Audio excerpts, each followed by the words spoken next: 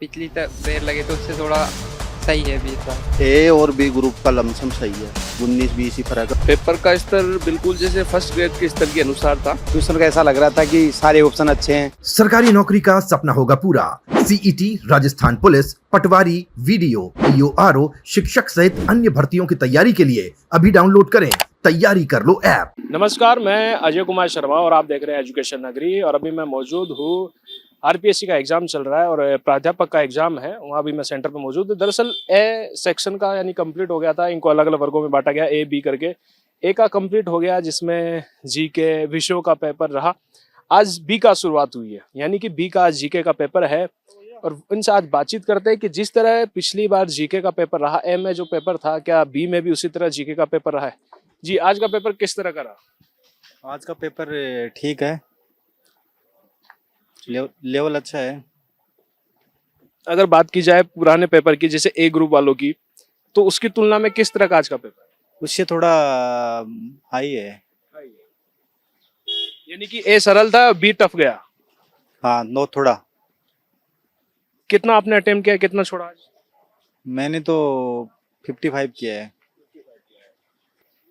कौन से सवाल आपको इसमें टफ लग रहे थे? जो पेपर आप टफ बता रहे हैं, तो कौन से टफ लग रहे थे?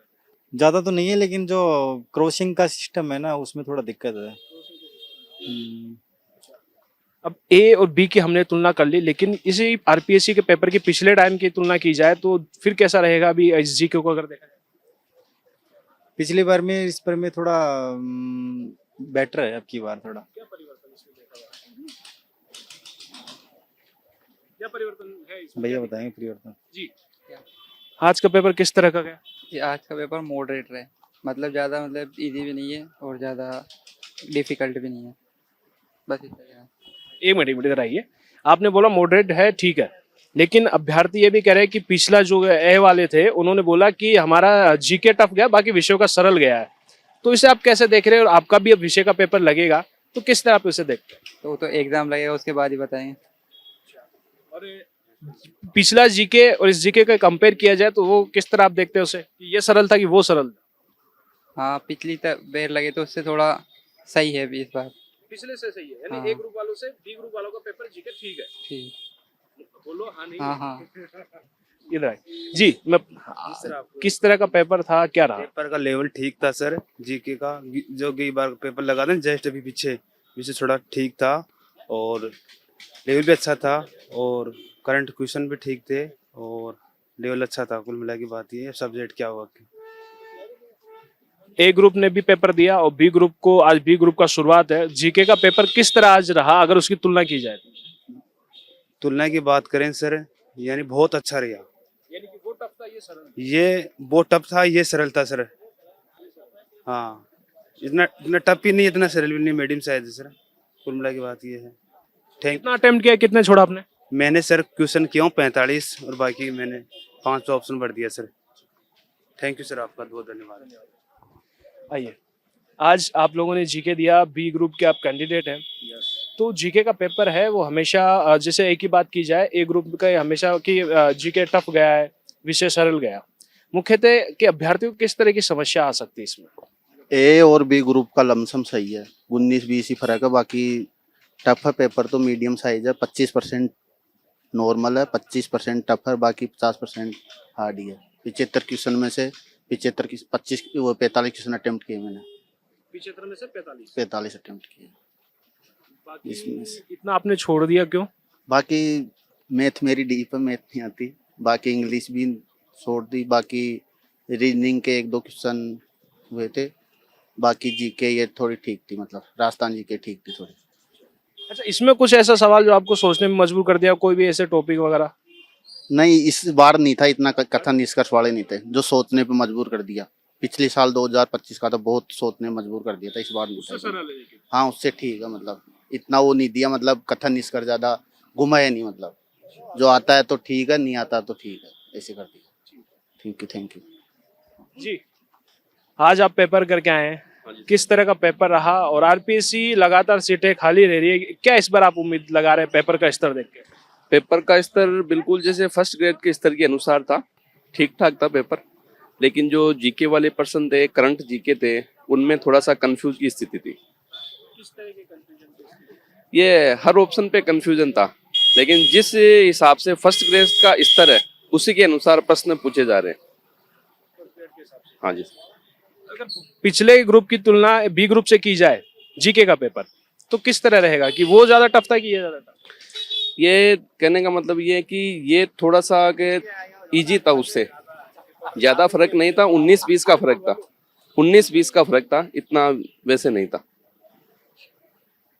कितना आपने अटेम्प्ट किया, कितना छोड़ा? मैंने किए सर 47 क्वेश्चन अटेम्प्ट किए हैं जी। आइए जी। लगातार आरपीएससी में सीटें खाली रह रही है, इस बार हम क्या अनुमान लगा सकते हैं कि आने वाले समय में जो भी एग्जाम चल रहा है इससे आरपीएससी में सीटें भर पाएगी? जिस तरीके का पेपर दे रहे हैं, क्वेश्चन पे हर क्वेश्चन का ऐसा लग रहा था कि सारे ऑप्शन अच्छे हैं या सारे ऑप्शन गलत हो सकते हैं, कन्फ्यूजन की स्थिति में था। और पेपर का लेवल आरपीएससी इस तरीके से बना रही है जैसे कोई आरएएस या आईएएस का अधिकारी बनाना चाह रही है। तो ऐसा लग रहा है कि बार बार ये ऐसे पेपर, टफ लेवल का पेपर बनाना, 40% क्राइटेरिया करना बच्चों के लिए बहुत मुश्किल का टेढ़ी खीर है। और ऐसा लग रहा है कि इस बार भी पहले की तरह सीटें खाली रहने की संभावना है। अब देखना होगा। जीके के पेपर तो फिर भी बच्चे 10-20-5% बच्चे कवर कर सकते हैं, लेकिन जो सब्जेक्ट का पेपर है वो काफ़ी निर्भर करेगा कि वो पेपर कैसा रहता है आरपीएससी की तरफ से। और पहले की तरह अगर पेपर रहेगा सब्जेक्ट का तो फिर से सीटें पूरी खाली रहने की संभावना नज़र आ रही है। आरपीएससी नहीं चाह रही है, आरपीएससी का लेवल वो नहीं चाह रही है कि सीटों को कवर किया जाए, बल्कि ये चाह रही है कि शिक्षा का स्तर बढ़ाया जाए, न कि पूरी सीटों को भरा जाए। अब सवाल मेरा ये, आपने बोला कि टफ है, तो ए ग्रुप और आज बी ग्रुप का शुरू हुआ है, शुरुआती ये पेपर और जीके हुआ है, तो उसके कंपेयर में आज का जीके कैसा रहा? मेरे हिसाब से दोनों का पेपर का लेवल सेम ही था, लेकिन पहले वाला पेपर थोड़ा टफ था, आज का पेपर थोड़ा इजी लग रहा था लोगों को। लेकिन जिस हिसाब से पेपर का लेवल बना रहे हैं, तैयारी करने से आप 1-2-4-5 महीने की तैयारी से पेपर का लेवल अच्छा नहीं है, लेकिन जो 10-15 साल की कड़ी मेहनत से जो लगे हुए हैं उन्हीं को सफलता मिल पाएगी। बाकी देखते हैं सब्जेक्ट का पेपर कैसा रहेगा। जी, आपने पेपर दिया है, कोई बात नहीं, आपने पेपर दिया है, तो कितना आपने अटेम्प्ट किया, कितना आज आपने छोड़ा और क्यों? मैंने 52 के अक्रॉस मैंने अटेम्प्ट किए हैं, लेकिन आपसे कहना चाहूँगी कि पेपर जैसे ये बनाते हैं ना, जैसे पिछली बार 6 ही स्टूडेंट कैंडिडेट पास हो पाए थे, उस हिसाब से ये भर्तियां दे रहे हैं, लेकिन पोस्टें खाली जा रही हैं, वो हिसाब इनका बिल्कुल भी ठीक नहीं है। पेपर का लेवल थोड़ा ठीक करना चाहिए इनको। और ये तो थोड़ा ठीक था, सेकंड पेपर देखते हैं कि कैसा आता है। बट और एक चीज़ और आपके चैनल के माध्यम से कहना चाहूँगी कि जो बच्चे सुबह के पेपर में या फिर कभी भी लेट हो जाते हैं, उनको 2 मिनट 5 मिनट भी लेट हो जाते हैं तो एंट्री नहीं दी जाती है। ये उन बच्चों के पूरे भविष्य के साथ खिलवाड़ करना है। अगर ऐसी है एक मतलब 1 घंटे पहले आप ले लेते हो, कितनी, हाँ 2 घंटे पहले ले लेते हैं, लेकिन लास्ट 1 घंटे पहले होता है, तो उनसे फाइन लेके उनको एंटर तो करने दिया जाए, कम से कम उनका भविष्य तो नहीं खराब किया जाए। जैसे आप फाइन लेके आप डिवार कर देते हो, अगर आप एग्जाम देने नहीं जाते हो 2 या 3 पे, फिर आप डिवार कर दिए जाते हो, फिर उनसे फाइन लिया जाता है। वैसी कोई प्रक्रिया यहाँ पे अपनाई जाए तो कम से कम बच्चों का भविष्य तो नहीं खराब हो। क्योंकि मेरा खुद का फर्स्ट इंग्लिश का पेपर था, इसमें फर्स्ट जीके का मेरा थोड़ा सा रह गया, मेरी स्कूटी खराब हो गई थी और उस हिसाब से मेरा फर्स्ट पेपर रह गया। मेरा तो पूरा साल खराब हो गया, पूरा साल क्या, कितनी हो सकता है मैं लास्ट चांस ले रही हूँ ये, और मेरा तो फिर जीवन ही खराब हो जाए। कितने सालों से मेहनत करी हूँ। कितने ही बच्चे ऐसे हैं जो वापस जाते हैं, रोते हैं, पुकारते हैं, लेकिन उनको एंट्री नहीं दी जाती है। उनसे 500 रुपये फाइन ले लो, 1000 रुपये फाइन ले लो, लेकिन आप फाइन लेके उनको अंदर तो करो, उनकी अच्छे से जांच कर लो। ये चीजें हो, मजबूरी तो कहीं किसी की, एक बच्चा था जिसको बस वाला कहीं और से घुमा के लेके गया, वो बच्चा खूब, हाँ किसी की गाड़ी, मेरी खुद की गाड़ी खराब हो गई थी और मैं लेट पहुंची थी, मेरे को कितना रोई, मैं पूरे घंटे रोती रही वहाँ पे, 1.5 घंटे तक मैं वहीं रोती रही, लेकिन मेरे को एंटर नहीं किया गया। तो ये चीज़ें गलत है, आप इनके लिए नियम बनाइए, ना कि किसी के भविष्य के साथ खेलिए। और पेपर का लेवल थोड़ा ऐसा रखिए कि बच्चे पास तो हो सकें। एक्चुअली पोस्ट तो खाली नहीं जाए, वो खाली तो नहीं जाए, पद भरे तो सही, कम से कम आपके, हाँ कोई मतलब नहीं है। और फिर पोस्ट भी कम ही आती है, पूरी आती भी नहीं है। मेरा सवाल आपसे ये है, आपकी समस्या बिल्कुल जायज है। अब मुख्यतः एक सवाल और मेरा आपसे ये है कि आपने बोला कि सीटें खाली रह जाती है, आपने खुद ने बोला, तो क्या आरपीएससी को इस तरह की चीजें करनी चाहिए? क्या अभ्यर्थियों को नजर रखना चाहिए? क्या चीजें उनको नजर में रखनी चाहिए ताकि पोस्टें भर पाए, और क्या उनको सुधार करना चाहिए? देखिए, आप बच्चों के ऊपर जो इस एज में आ जाते हैं, फर्स्ट ग्रेड का पेपर देने के लिए, मतलब आप एमए पास होने चाहिए हो, और उस टाइम तक एज आपकी 22 से ऊपर तो हो ही जाती है ना। बच्चे और भी जगह पे प्रयास करते रहते हैं। एक टारगेट लेके चलना आजकल बहुत मुश्किल काम है, क्योंकि अगर सिर्फ एक ही एक पे कि बस मैं फोकस करूंगा तो फर्स्ट ग्रेड ही दूंगा। बच्चा सोचता है कि इसमें ना सही तो इसमें निकल जाऊं, इसमें ना सही तो इसमें निकल जाऊं, इस तरह से वो मेहनत करता है। सभी का सिलेबस थोड़ा थोड़ा तो अलग ही होता है। तो इस हिसाब से जैसे वो तैयारी करता है राजस्थान की, तो राजस्थान से जो भी तैयारी करता है तो उसके हिसाब से उसका पेपर थोड़ा ऐसा बना है कि बच्चा किसी की भी तैयारी कर रहा है ना, तो उसको एटलीस्ट 40% तो वो पास कर ही पाए। वो 40% नहीं होना ही बहुत बड़ी समस्या आ रही है आजकल, और ये हर एक में हो रहा है। इवन आप देखिए कि मतलब मैं कहना चाहूंगी कि जो पियोन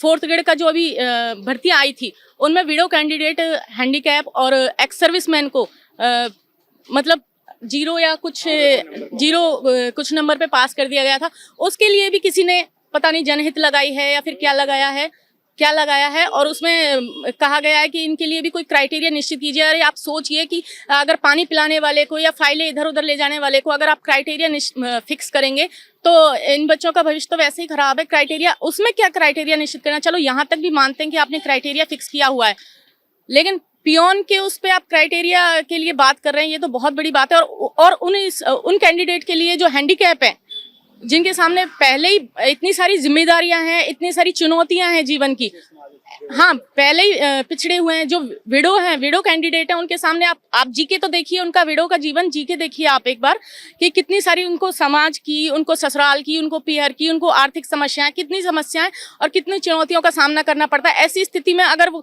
परीक्षा भी दे रही है ना, वो बहुत बड़ी बात है उसके लिए। और उस टाइम पे आप कहते हो कि क्राइटेरिया फिक्स करें, ये चीजें बहुत ही गलत है।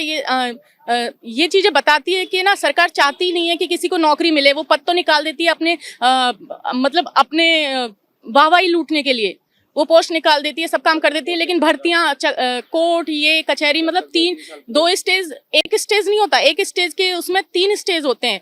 पहले भर्ती होती है, फिर उसका रिजल्ट लेट आता है, फिर कोर्ट के चक्कर में फंसता है। मतलब भर्ती कहाँ 2-3 साल तक, तो वो अब 2-3 साल तक फिर बच्चा जिसकी शादी हो गई वो अपने बीवी बच्चों को क्या खिलाएगा।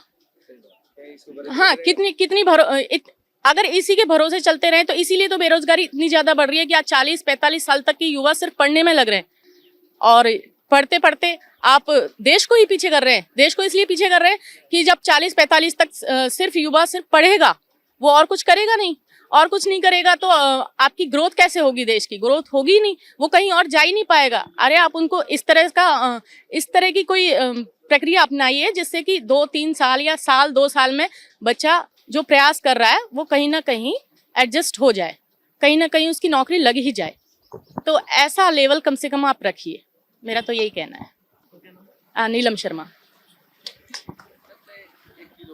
जी, बताइए क्या बात करना चाहते हैं? आरपीएससी अध्यक्ष और राजस्थान के जो सरकार है उससे निवेदन है कि जैसे 1 घंटे पहले गेट बंद कर देते हैं, ठीक है, इसमें विक्षक भी परेशान होते हैं और जो कैंडिडेट बैठे हैं वो भी परेशान होते हैं। इसमें कोई इतनी गहन तलाशी होती नहीं है कि आप गेट पे सारा चीजें चेक कर लेते हो, उसके बाद में 1 घंटे वहां पर बैठे रहने का कोई सर मेरे ख्याल से तो कोई औचित्य नहीं है। इसमें विक्षक भी वो तो घूम लेते हैं, और जैसे हम कैंडिडेट है बैठे रहते हैं, सो जाते हैं, एक पूरा दिन खराब होता है 2 घंटे की एग्जाम के लिए। तो मेरा आरपीएससी अध्यक्ष से निवेदन है कि इस चीज पे भी गौर किया जाए। ये बहुत जरूरी है, क्योंकि बच्चे आत्महत्या कर लेते हैं, जो एग्जाम नहीं दे पाते वो आत्महत्या कर लेते हैं। आपको पूरे मतलब बच्चे आत्महत्या कर लेते हैं। कई सेकंड ग्रेड की, फर्स्ट ग्रेड की ऐसी एग्जाम्स होती हैं जिनमें अगर बच्चे अंदर नहीं एंटर हो पाते हैं तो वो आत्महत्या तक कर लेते हैं। पिछली वैकेंसी में ऐसा हुआ था कि आत्महत्या कर ली कई लोगों ने। तो ये सरकार क्या चाहती है? मतलब इस तरह से 1 घंटे आप अंदर बिठाओगे, वहां पे तलाशी कर लीजिए ना। अगर कोई बच्चा लेट आई है तो उसकी वहां पे अच्छे से तलाशी कर लीजिए, फिर तो आप कम से कम फाइन लगा के उनको एंटर कीजिए, लेकिन एंटर तो कीजिए एटलीस्ट उनको। कोई विशेष बात हुई नहीं। देखो, मेरा कहने का तात्पर्य यही है, राजस्थान सरकार से मेरा एक निवेदन है सर, जो एग्जाम करवाती है, जो माध्यमिक शिक्षा बोर्ड आरपीएससी एग्जाम करवाती है, तो इसका एग्जाम करवाने का तात्पर्य ये है, जो 1 घंटा का इशू होता है, सेंटर पर जाते हैं और जब फॉर्म भरता है ई-मित्र पर आईडिया वगैरह चेक होती है, ओरिजिनल स्कैन वगैरह कागज वगैरह होते हैं, फिर सेंटर पर आते हैं और यहाँ 10 पर एंट्री होती है, इसके बावजूद भी वहाँ बैठते हैं, फिर वहाँ भी एंट्री होती है, और फिर वहाँ डमी कैंडिडेट कहाँ से है मेरे ये बताओ। मेरे कहने का तात्पर्य है ये सिस्टम बंद करो और बच्चों का भविष्य खराब हो रहा है। और आरपीएससी अध्यक्ष साहब से भी यही प्रार्थना करता हूँ मैं, जो एग्जाम करवाती है, कनेक्ट करवाती है माध्यमिक शिक्षा बोर्ड, इसको टाइम पर रिजल्ट काटो और टाइम पर काउंसलिंग कराओ और बच्चों की ज्वाइनिंग कराओ। मेरे तो कहने का तात्पर्य यही है। बहुत धन्यवाद आपका। तो देखा आपने प्राध्यापक स्कूल इंचार्ज का अभी एग्जाम चल रहा था, फर्स्ट पेपर हो चुका है जीके का। दरअसल मुख्यतः अगर बात की जाए आज का पेपर किस तरह का रहा, तो जीके का पेपर जो रहा उसके अगर तुलना ए से की जाए तो उसका थोड़ा सा लेवल दोनों का सेम बताया गया है। लेकिन अभ्यर्थियों के मन में कहीं ये भी शंका जता रही है कि इसका 40% लाना ही संभव नहीं हो पा रहा, जबकि विषय देखना भी बाकी है। तो कहीं ना कहीं जो पिछली बातचीत रही उसी को सहम बातचीत को यहाँ भी दर्शाया गया है, बताया गया है कि अभ्यर्थियों का यही कहा है कि 40% इसमें लाना टफ है। अब विषय ही अब बता पाएगा अभ्यर्थी किस तरह का विषय रहता। मुख्यतः अगर बात की जाए अभ्यर्थियों की, जिस तरह हमने बातचीत की तो कई उन्होंने ऐसे मुद्दे रखे जो कि आरपीएससी को और जो ये एग्जाम जो है प्रक्रिया है उसके बारे में कई बातें उन्होंने दर्शाई है कि मुख्यतः जो समय अवधि है जिसमें अभ्यर्थियों को एंट्री मिलती है उन सभी के विरोध में भी कई बातें उन्होंने रखी। तो देखना ये कि जो अभ्यर्थी जो खुद यहाँ एग्जाम देते हैं उन सभी समस्याओं का सामना कर रहे हैं, उन्हें सोचने की जरूरत है और समझने की जरूरत है। फिलहाल के इतना ही। बने रहिए एजुकेशन नगरी न्यूज पर। नमस्कार।